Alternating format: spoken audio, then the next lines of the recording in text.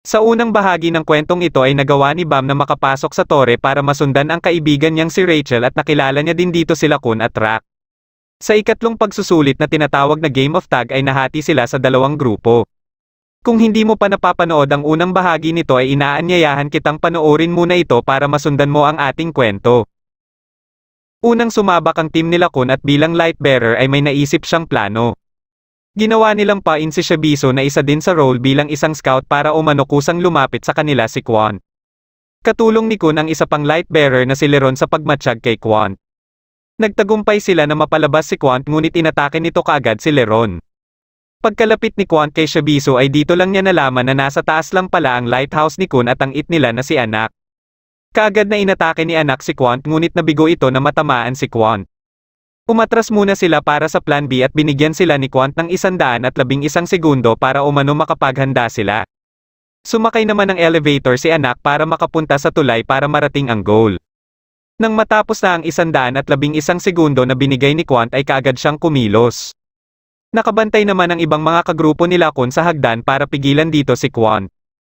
Kakailanganin pa ng 10 minuto para marating ni Anak ang tulay pero ayon kay Kun ay kahit mapigilan lang nila si Kwon ng 5 minuto. Dagdag pa ni Kun na kung hindi naman gumana ang plan B ay siguraduhin lang nilang mapapunta si Kwon sa exit kung saan umano siya naghihintay. Nag-umpisa ng umatake si Kwon at madali lang niyang natalo ang mga nakabantay sa hagdan. Pagkadating niya sa tulay ay nakita niya dito si Kun imbis na sana si Anak. Ilang minuto ang nakalipas ay nakarating na ng tulay si Anak at pinagamit ni Kun ang lighthouse niya para makapagtago si Anak. Nararamdaman naman ni Kwon na nasa ilalim lang ng tulay si Anak at gamit nito ang lighthouse ni Kun. Hinila ni Kwon si Kun at nagpahulog sila para umano mahulog din ang lighthouse ni Kun kung sakaling mawala ng malay si Kun. Tinanggal ni Kun ang pagkakahawak ng kamay ni Kwon sa kanya at tinulongan siya ni Anak gamit ang Green April. Pagkaakyat ni Anak ng tulay ay dali-dali siyang tumakbo papunta sa goal. Akala ni Leroro ay panalo na ang Team A ngunit nang malapit na si Anak sa pinto ay nandito pala si Kwon na naghihintay sa kanya at mabilis na naaga ang badge ni Anak dahilan para matalo sila. Humingi naman ng tawad si Kun sa mga kasamahan niya dahil hindi gumana ang ginawa niyang plano. Napatawad siya kaagad ng mga kagrupo niya ngunit hindi alam ng mga ito na tinraidor pala sila ni Kun at kasabwat din niya si Lauro. Tinulungan nila si Kwon na makaakyat ng tulay kaya mabilis siyang nakarating dito. Ginawa ito ni Kun para tulungan si Bam na pumasa sa pagsusulit na ito. Para kay Leroro ay pagtratraidor ang ginawa nila Kun pero hindi naman ito ang nakikita ni Hansong. Pinakita niya kay Leroro ang friendless na naging assignment nila Shabiso at ayon kay Hansong ay ito umano ang totoong mga kagrupo ni Kun na gusto niyang makasama sa pag-akyat ng tore. Pagkasimula naman ng Team B ay napagdesisyonan nilang si End Orsi ang magiging leader nila. Naatasang magbantay sila Hats kasama ang ibang spearbearer sa hagdan. Habang si Bam naman ay kasama sila End Orsi at 2 pang fisherman at sumakay sila ng elevator papunta ng tulay. Nilabanan ni Hat si Kwon at nang mahawakan niya si Kwon ay pinaatake niya ang 2 spearbearer ngunit tumakbo na pala ang mga ito at iniwanan lang siya.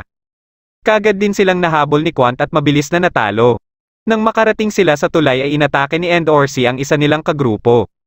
Dahil dito ay inatake si End Orsi ng isa din nilang kagrupo ngunit nabugbog lang ito. 4 lang sa 6 na fisherman ang makakapasa kaya kung mapapabagsak ni End Orsi ang 2 ito ay sigurado na umano napapasa siya. Hindi maintindihan ni Bam ang ginagawa ni End Orsi pero ayon naman kay End Orsi ay ito naman talaga ang dapat gawin kung gusto talaga ng isang kalahok na makaakyat sa tore. Gusto ni End Orsi na puntahan ni Bam si Rachel ngunit hindi pa rin umaalis sa lugar si Bam. Hanggang sa umatake ulit ang isa nilang kagrupo gamit ang tinatawag nitong ignition weapon ngunit hinarangan ito ni Bam. Habang nanonood lang si Rachel sa mga nangyayari kay Bam ay bigla siyang kinausap ni Ho at gusto umano nito na pag-usapan ang tungkol kay Rachel at Bam.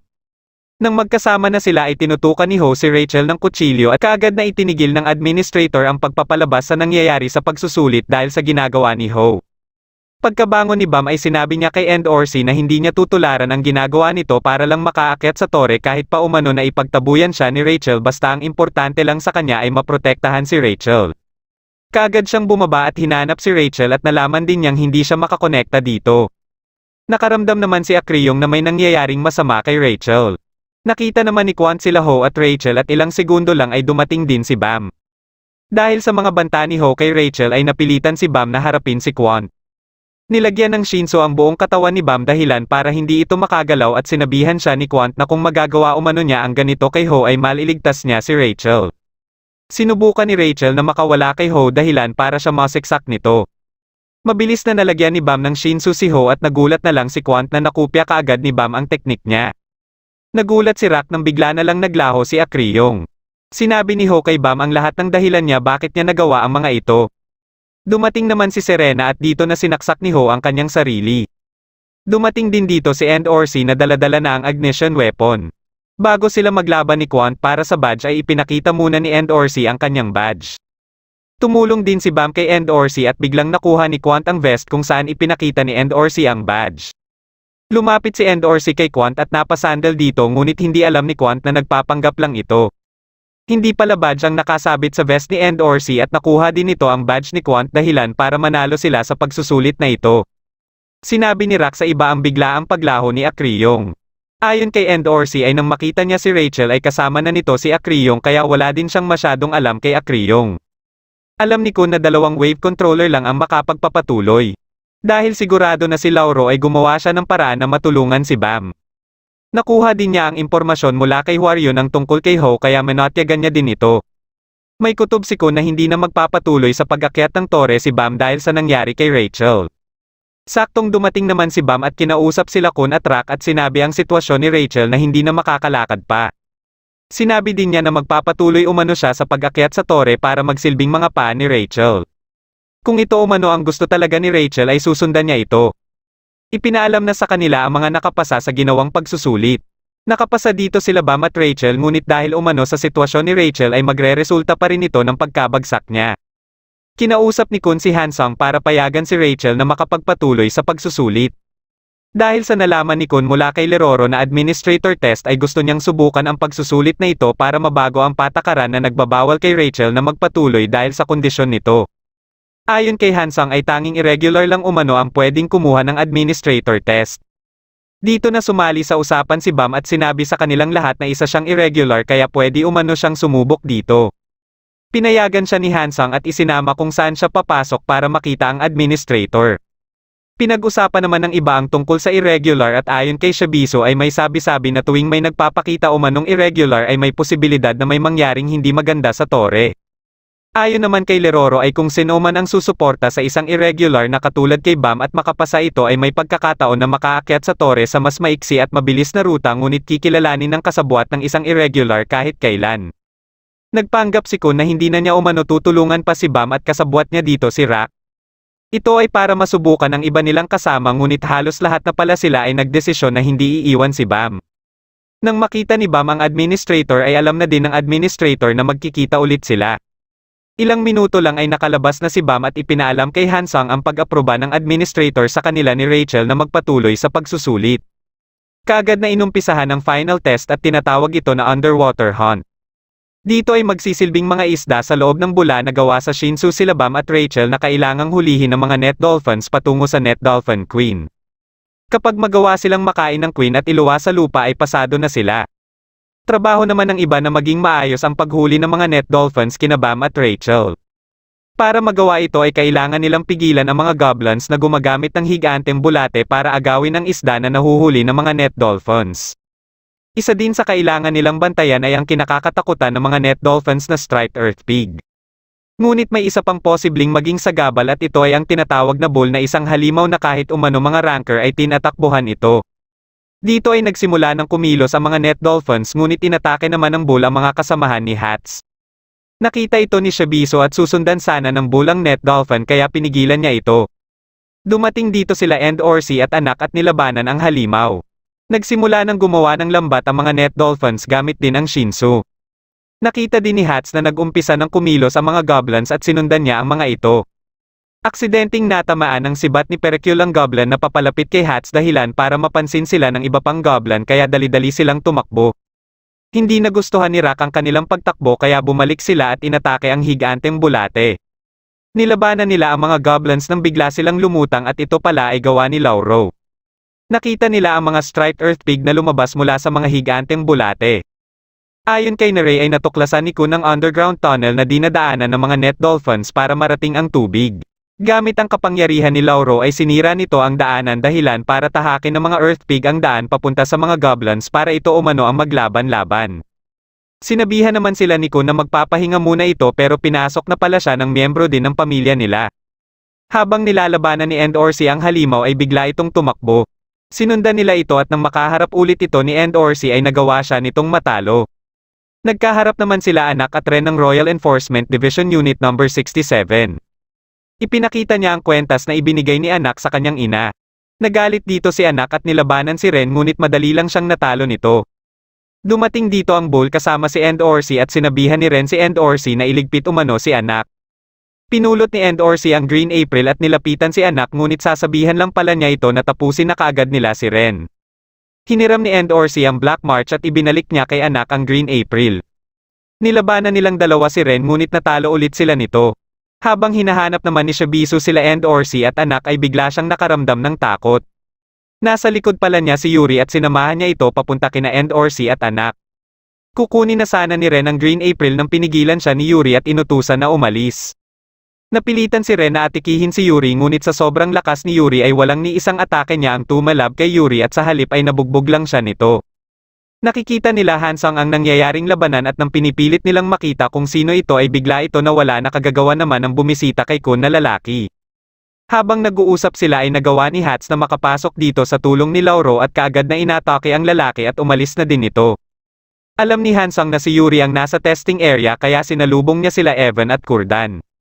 Habang nagkakape sila ay pinapunta ni Evan si Kurdan sa testing area at tinawagan si Yuri para sabihin na huwag niya umanong tulungan si anak. Kaya ang ginawa na lang ni Yuri ay ipaligpit niya ito kay Kurdan na kaagad namang napisa. Hindi nila alam na inutusan na pala ni Ren ang Bull na puntahan sila Bam. Nagalit naman si Yuri at puwersahin niya umano na mainto ang pagsusulit na ito. Ayon kay Hansang ay babagsak umano si Bam pag ginawa ito ni Yuri at naniniwala naman sila Endorsi na magagawa ni Bam na matalo ang Bull. Sa paulit-ulit na atake ng Bull ay madami na ang natamong pinsala ni Bam. Nagawa nitong makain si Bam ngunit inatake naman ni Bam ang loob ng Bull kaya sumabog ito. May iniabot naman si Yuri kay Shibisu na bagay na pinapabigay niya kay Bam at sabihan din umano si Bam na magtungo sa ika-77 palapag. Nagtaka naman si Evan nang makita si Hwaryon na kilala din niya na isa ding navigator. Nang malapit na sila Bam sa Net Dolphin Queen ay bigla naman siyang itinulak ni Rachel na ikinagulat niya. Napasabi si Rachel na sa wakas ay natapos din ngunit para kay Hiden ay umpisa pa lang umano ito. Dito ay ipinakita nung makapasok si Rachel sa tore na kaagad din siyang sinabihan ni Hiden na hindi umano siya tinatawag ng tore. Nakiusap siya na payagan umakyat sa tore at ibinigay din sa kanya ang pagsubok sa White Steel Eel. Ngunit ayon kay Rachel ay imposible umano na makapasa siya sa pagsubok na ito. Ipinakita ni Hiden kay Rachel kung bakit hindi siya napili at nagagawa ni Bam ang mga hindi niya nagawa. Ayon pa kay Rachel ay wala naman ibang ginawa si Bam kundi sundan siya ngunit bakit nakukuha ni Bam ang lahat. Nakipagkasundo si Hiden kay Rachel na kung makakaya niya umanong mapatay si Bam ay papayag na si Hiden na umakyat si Rachel ng tore. Nakiusap si Rachel na bigyan siya ng sandata na magagamit dahil may hawak din umano si Bam na sandata. Kaya ibinigay ni Hiden si Akriyong bilang maging bodyguard ni Rachel. Palaging hinihiling ni Rachel na sana ay may ibang makakapatay kay Bam dahil hindi niya ito magawa. Kahit si Hansang ay may kinalaman din pala kung karapat-dapat ba si Bam sa kanilang ninanais. At sa tulong ng navigator na si Hwaryon ay nagpanggap ito bilang isa sa mga kalahok para magawa ni Hansang ang kanyang mga plano kay Bam at Rachel. Nang mailuwa na si Rachel ng Net Dolphin Queen ay nandito din silang lahat at nagtataka na wala si Bam. Sinabi lang ni Rachel na inatake umano sila ng Bull at muli ding nawalan ng malay. Ayon kay Leroro ay hinalugad na umano nila ang buong lugar ngunit hindi nila makita ang katawan ni Bam at posible din na kinain na ito ng isda.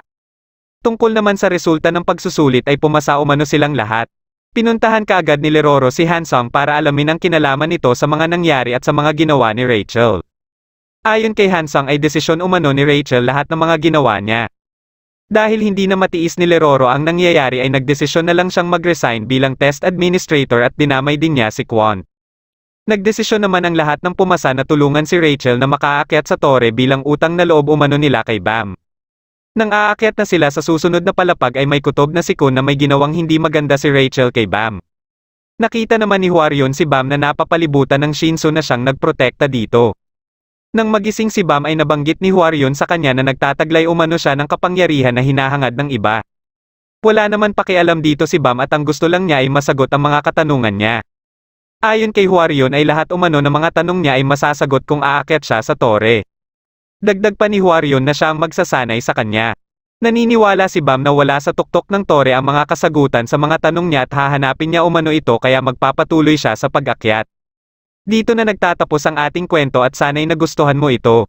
Maraming salamat na din sa panunood at sa susunod ulit na kwento.